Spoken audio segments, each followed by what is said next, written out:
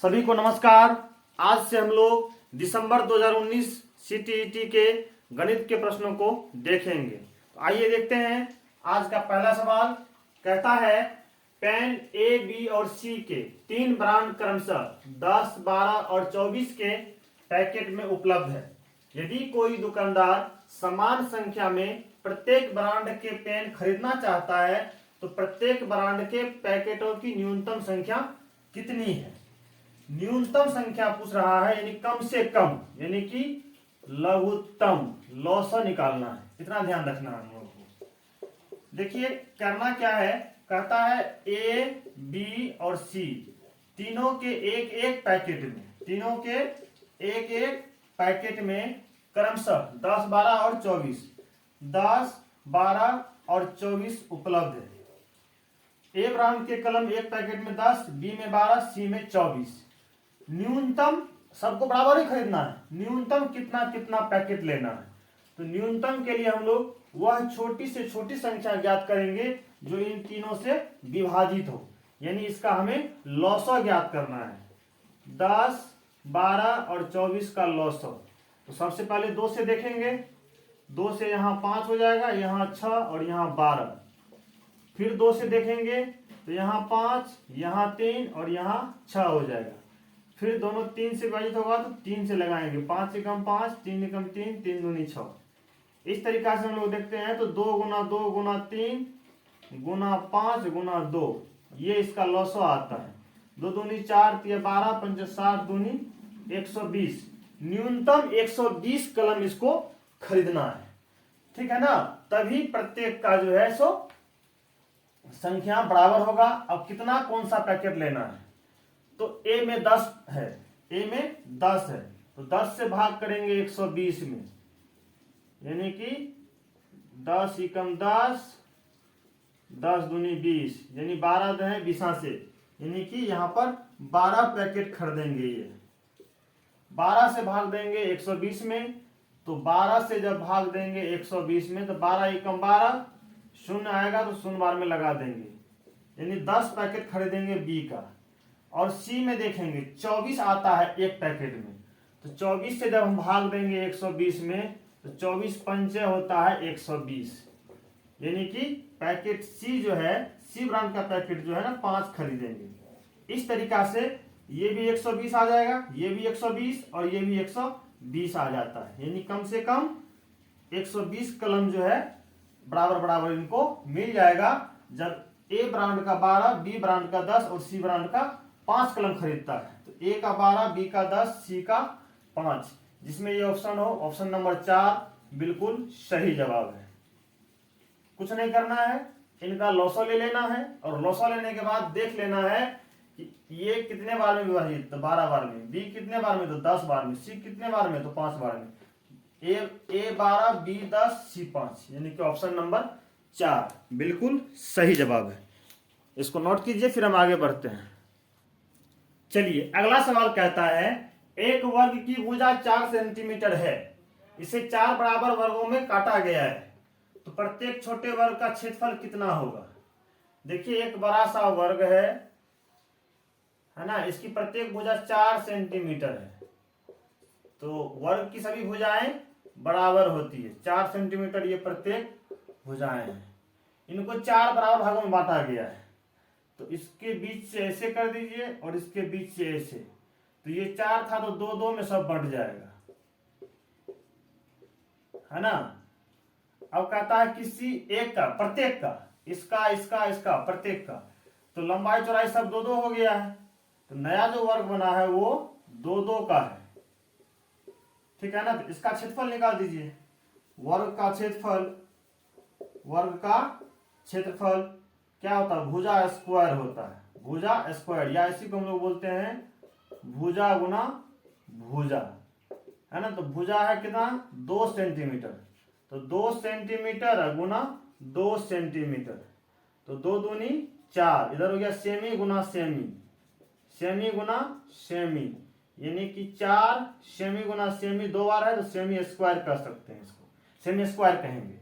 इसीलिए हम बोलते हैं कि क्षेत्रफल जो कोई भी होता है वो इकाई जो है ना वर्ग इकाई में आता है, यानी पावर 2 आता है। इकाई पर। तो इस तरीका से हम देखेंगे, ऑप्शन नंबर 1 बिल्कुल सही जवाब है। ठीक है। और दूसरी बात है कि जब क्षेत्रफल की बात हो तो आप बड़े सा जो पहले वाला जो था उसका क्षेत्रफल निकाल के भी 4 भाग कर सकते हैं। कब? जब क्षेत्रफल हो। परिमाप में, परिमिति में, आयत वर्ग में ऐसा नहीं करना है। यदि क्षेत्रफल बोला जाएगा तब तो इसका क्षेत्रफल क्या हो जाएगा? इस वर्ग का क्षेत्रफल हो जाएगा 4 सेमी गुना 4 सेमी, यानी कि 4 चौके 16 सेमी गुना सेमी, सेमी स्क्वायर। इसको 4 भाग में बांटे हैं तो 4 से भाग दे देंगे। 4 भाग में बांटने पर, 4 भाग करने पर क्षेत्रफल है, इसीलिए हम ऐसा एक ही बार निकाल के 4 से भाग कर देंगे। 16 सेमी स्क्वायर गुना 1/, ये गुना हो जाएगा तो 1/4 हो जाएगा, 4 चौके 16, यानी कि 4 सेमी स्क्वायर। इस तरीका से भी आएगा आपका ऑप्शन नंबर 1। टोटल का एक ही बार निकाल लिए, 4 से भाग दे दिए, 4 चौके 16, 4 आ गया। ऐसा तब करेंगे जब क्षेत्रफल का पूछा जाएगा। परिमाप और परिमिति में ये सब नियम नहीं लगाना है। ठीक है ना? ठीक है, इसको नोट डाउन कीजिए, फिर हम आगे बढ़ते हैं। परिमाप में यहां लगाने के बाद मान लीजिए कि जो 4 चौके 16 होता है, ठीक है, यहाँ पे 8 आ जाएगा तो नहीं ना हुआ। ठीक है, क्षेत्रफल है इसीलिए नियम लगा दिए, टोटल का निकाल के 4 से भाग दे दिए। परिमाप रहता तो नहीं लगाते।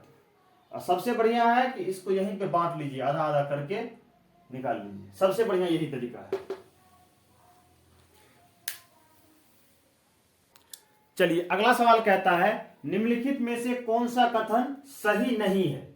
सही नहीं मतलब गलत कौन सा है वही खोजना है। तो कहता है अभाज्य संख्या। अभाज्य संख्या के बारे में पहले हम लोग जान लेते हैं कि अभाज्य संख्या को ही असंयुक्त संख्या कहते हैं, या इसी को ऋण संख्या कहते हैं, अंग्रेजी में बोलते हैं प्राइम नंबर्स बोलते हैं। प्राइम नंबर्स बोलते हैं। ये क्या होता है कि वह संख्या जो एक और स्वयं यानी जो खुद वो संख्या है, एक और स्वयं यानी खुद के अलावे किसी और से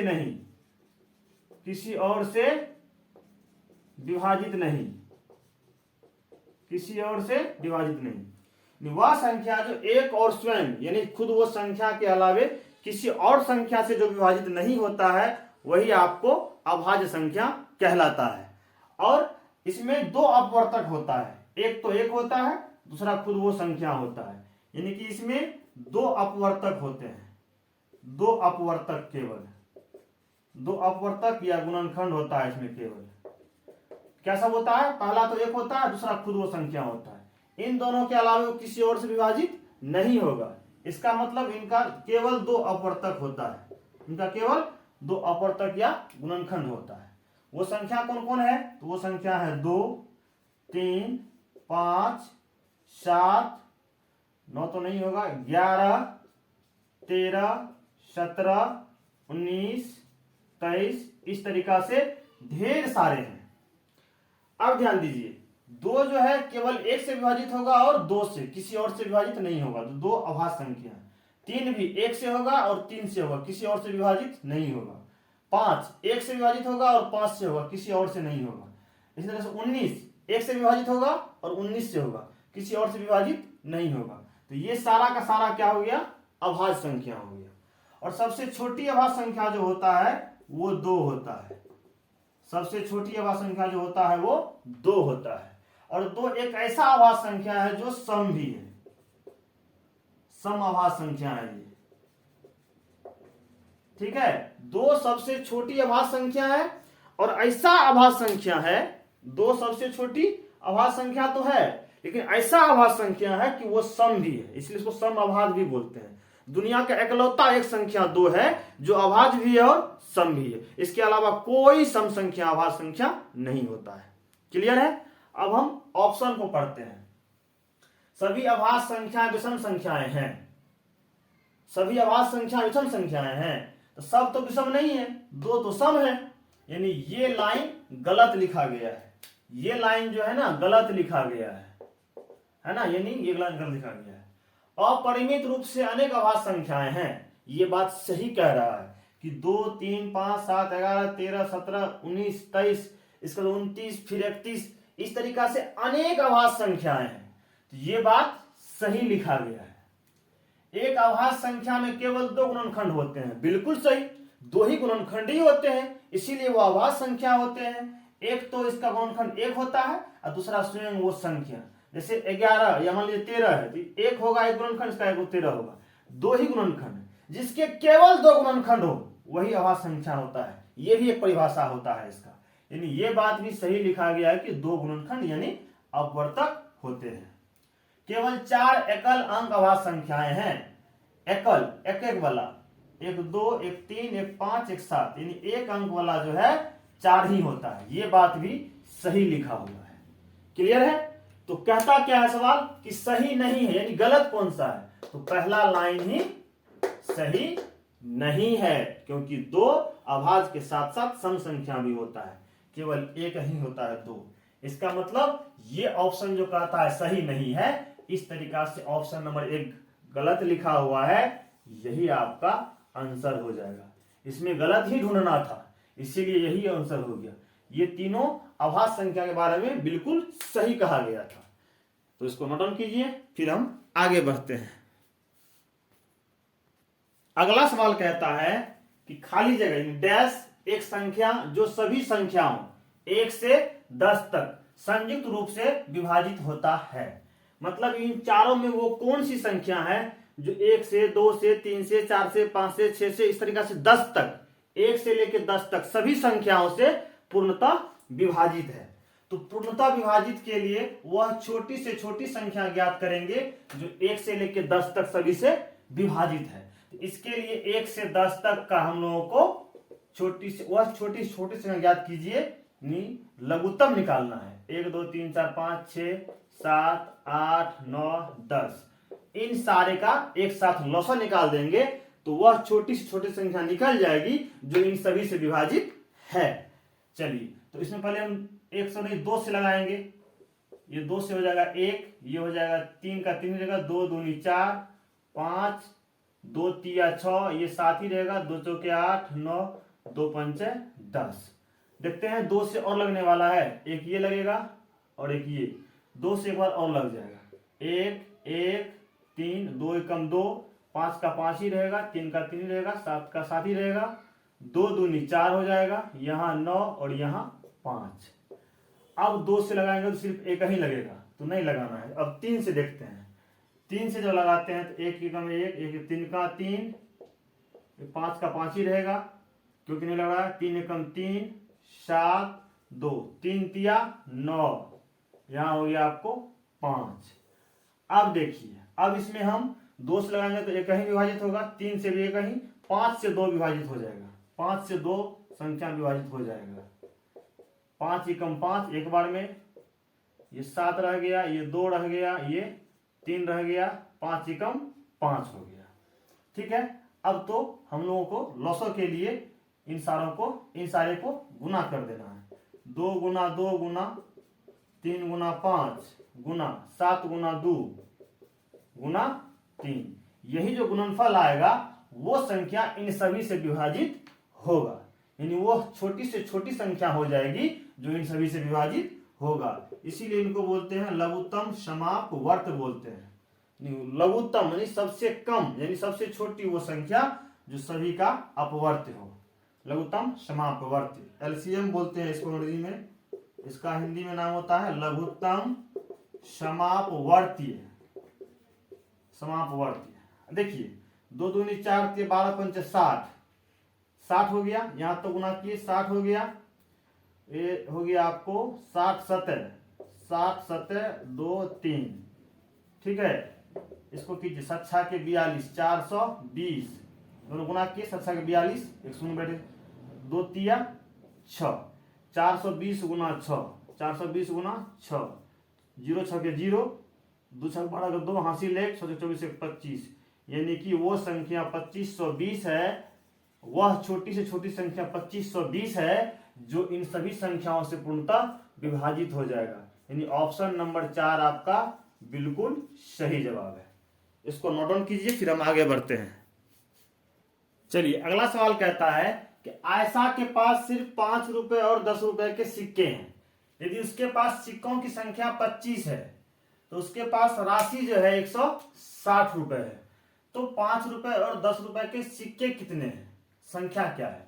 देखिए 5 और 10 का सिक्का है, सिक्का 25 गो है और कुल रुपया उसको 160 है।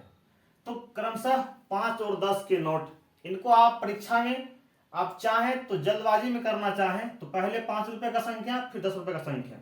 यहाँ देखिए तो 18 पंच 90, 10 सत्तर 70, 90 70 कितना हो जाएगा 160, ऑप्शन यही आएगा। यहाँ देखिए पहले 5 का और फिर 10 का क्रमशः है ना, पहले 5 फिर 10, 10 पचे 50, 50 नहीं 150, ये 200 हो जाता है। 15 पचे 75, 10 नहीं 175 हो जाता है। 20 पंचे 100, 10 पचे 50, 150 हो जाता है। ऑप्शन यही सही लगता है। परीक्षा में जल्दबाजी के लिए आप ऐसे कर सकते हैं कि पहला 5 का है नोट सिक्का और दूसरा है 10 का सिक्का, 18 पंजे 90, 10 70, ये ऑप्शन आपका सही है। सिंपली आप इसको ऐसे कर सकते हैं। लेकिन जब बनाइएगा तो यहां पर आप जान रहे हैं कि 5 रुपए और 10 रुपए के नोट कितने हैं, 25 है। ठीक है, तो मान लीजिए कि ये इसको हम x मान लेंगे तो इसका मान कितना हो जाएगा, टोटल में से इसको निकाल देंगे ना। कैसे हुआ वो देखिए, मान लीजिए राम और श्याम मिला के 25 रुपया है। ठीक है, राम के पास 15 था, श्याम के पास कितना है 10। कैसे हुआ, तो टोटल में से इस 15 को माइनस कर देंगे 10, है ना। तो इसमें से किसी एक को हम x मान, किसी को आप मान सकते हैं, 5 को भी और 10 को भी। माना कि 5 रुपये के सिक्कों की संख्या, सिक्कों की संख्या x है। ठीक है, तो 10 रुपये के सिक्कों की संख्या क्या होगी, तो टोटल में से इसको निकाल देंगे। क्लियर है। अब लिखेंगे प्रश्नानुसार, क्या पष्टकिया x को है तो कितना रुपया हुआ, तो 5 गुना x, और 10 टकिया आया था ना, तो 10 गुना 25 माइनस x, दोनों को रुपया को जब जोड़ते हैं तो 160 होता है। ये आपको अब समीकरण बन गया। 5 गुना x 5x, 10 से गुना इसको भी, 10 से गुना इसको भी, तो 10 गुना 25, प्लस प्लस प्लस ही रहेगा। अब इसको इससे गुना करेंगे तो प्लस माइनस माइनस हो जाएगा, चिन्ह का गुना पहले कर लेना, प्लस माइनस माइनस, 10 गुना x बराबर 160। अब देखिए ये हो गया 5x प्लस 25 दाएं 250 माइनस 10x बराबर 160। अब देखिए यहाँ संख्या है उसको उधर भेज देंगे, इधर बच जाएगा 5x माइनस 10x, इधर हो गया आपको 160, ये प्लस में है, जब उधर जाएगा तो माइनस में हो जाएगा। अब देखिए एक प्लस में और एक माइनस में है, अलग अलग में हो तो जिसमें से जो घटे घटा देना चाहिए। 10 में से 5 गया 5x, और जिसमें से घटाए उसका चिन्ह हो जाएगा। यहाँ भी एक प्लस में और एक माइनस में है, तो अलग अलग चिन्ह में जब हो तो जिसमें से जो घटे घटा देना चाहिए। तो 250 में से 160 हम निकाल देंगे, कितना बच जाएगा 90, और चिन्ह किसका होगा जिसमें से घटाना पड़ा। हमको x का मान चाहिए, तो यहाँ -5 जो है ना यहाँ गुना में है, इधर आगे क्या हो जाएगा भाग में हो जाएगा। 5 का 5 18 पंच 90, यानी x का मान कितना आ गया 18, यानी कि 5 रुपए का सिक्के की संख्या x था जो कि हमको 18 आ गया है। तो 10 का कितना होगा, ये 5 रुपए के हो गए x, तो 10 रुपए के सिक्के कितने हो जाएंगे 25 minus x, 25 minus x, 25 minus x का मान 18, यानी कितना हो गया 7।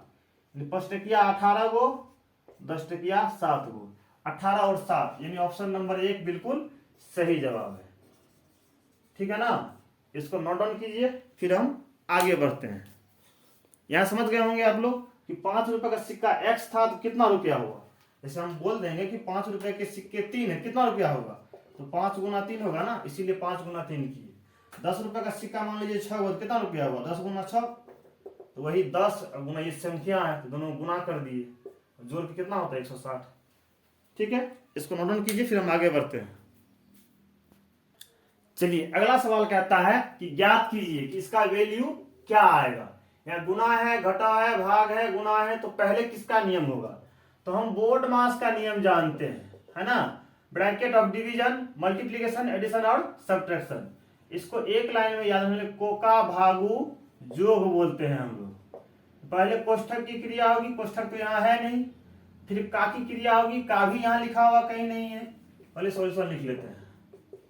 17.5 गुना 3 घटा 21 भागा 7 घटा 3 गुना 12.5। भाग की क्रिया होगी, ना कोष्ठक है ना का लिखा हुआ, भाग की क्रिया होगी।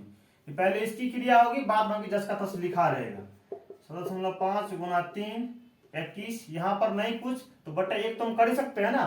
तो 21 भाग की क्रिया कैसे होती है कि इसको हम जब गुना करते हैं तो ये पलट जाता है, 1/7 हो जाएगा। घटाओ 3 गुना 12.5, 7 एकम 7, 7 तिया 21, यानी कि 17.5 गुना 3 घटाओ 3/1 यानी 3 ही हो गया। घटाओ 3 गुना 12.5।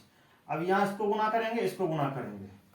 17.5 को गुना करेंगे जब हम 3 से, तो 5 तिया 15, 5 हासिल 1, 17 तिया 51, 1 52। दशमलव से दाहिनी और एक अंक है तो एक अंक के बाद दशमलव बैठ जाएगा, यानी ये हो गया आपको 52.5 माइनस 3।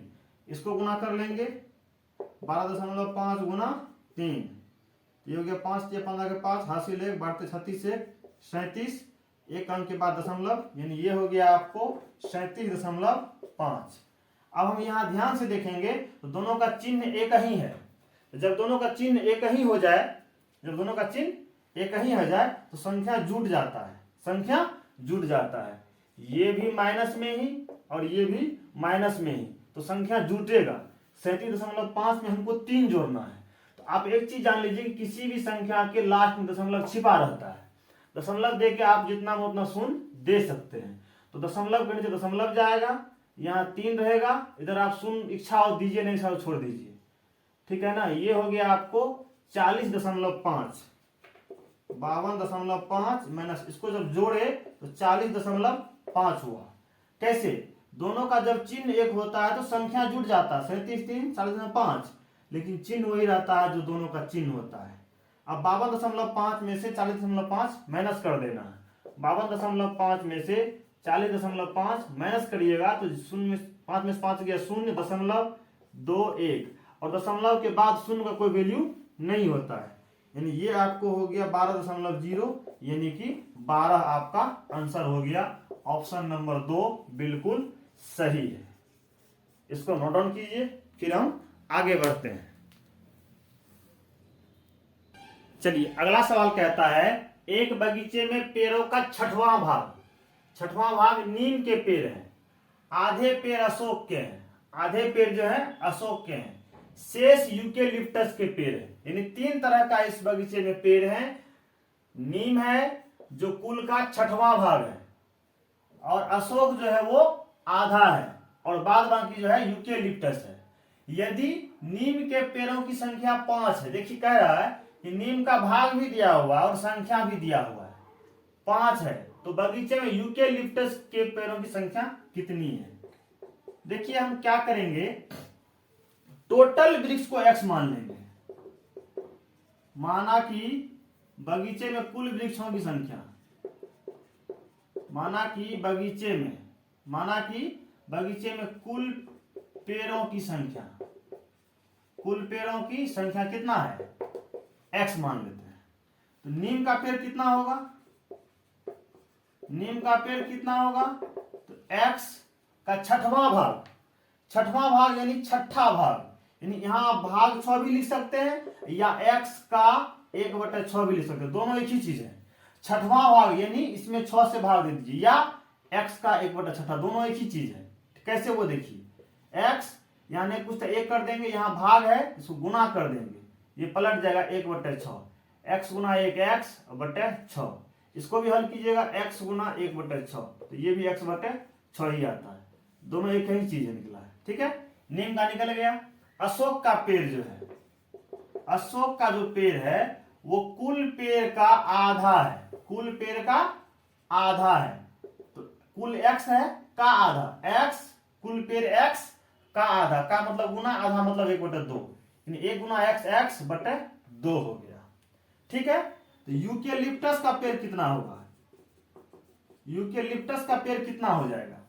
तो टोटल में से माइनस कर देंगे ये दोनों को जोड़ के, ये दोनों को जोड़ के टोटल में से माइनस कर देंगे तो यूकेलिप्टस निकल जाएगा। तो जोड़ेंगे तो ब्रैकेट में जोड़ेंगे, क्योंकि माइनस के चिन्ह बात को बदल देता है। ये हो गया आपको x/6 प्लस एक्स बटे 2। अब इसको सरलीकरण कर लीजिए, एक्स रहने दीजिए माइनस इसके अंदर में भिन्न का जोड़ 6 और 2 का लघुत्तम 6 ही होगा। 6 एकम 6 एक बार में तो 1 गुना एक्स हो जाएगा, प्लस प्लस है तो प्लस 2 तिया 6 3 बार में तो 3 से गुना हो जाएगा, 3 गुना एक्स 3x हो जाएगा। अब यहाँ देखिए x माइनस ब्रैकेट बंद 3 1 4x है बटे 6 है। अब क्या कीजिए, इसको बाहर निकाल दीजिए, x माइनस 4x बटे 6 हो गया, बाहर निकाल दिए। यहाँ पे नहीं कुछ तो बटे 1 कर देंगे, 1 और 6 का लघुत्तम 6 ही होगा, 1 से 6 में भाग लगाएंगे, 1 6 के 6 6 बार में तो 6 गुना x 6x, 6 एकम 6 एक बार में तो 1 से गुना करेंगे 4x तो 4x ही होगा। ये आपको हो गया 6 में से 4 गया 2x बटे 6, 2x बटे 6। अब इसको आप हल कीजिएगा तो ये हो जाएगा 2 का 2 और 2 तिया 6 यानी x बटे 3 आ जाएगा, x बटे 3 आ जाएगा। तो देखिए नीम के पेड़ की संख्या x बटे 6, अशोक के पेड़ की संख्या x बटे 2, यूकेलिप्टस का x बटे 3। इतना तो आप समझ गए होंगे। अब देखिए कहता है कि नीम के पेड़ की संख्या 5 है, नीम के पेड़ की संख्या 5 है तो नीम का क्या है x बटे 6 ना, लिखेंगे प्रश्नानुसार, प्रश्नानुसार नीम का भाग कितना है x बटे 6, संख्या कितना हो जाएगा 5। ध्यान से देखिएगा, यहाँ 6 से भाग में है उधर जाकर क्या हो जाएगा, बिल्कुल सही पक्षांतर होगा तो गुना हो जाएगा, यानी कि 6 पंचे 30। x मतलब कुल पेड़ जो यहाँ पर निकला है वो हमको 30 निकल गया है।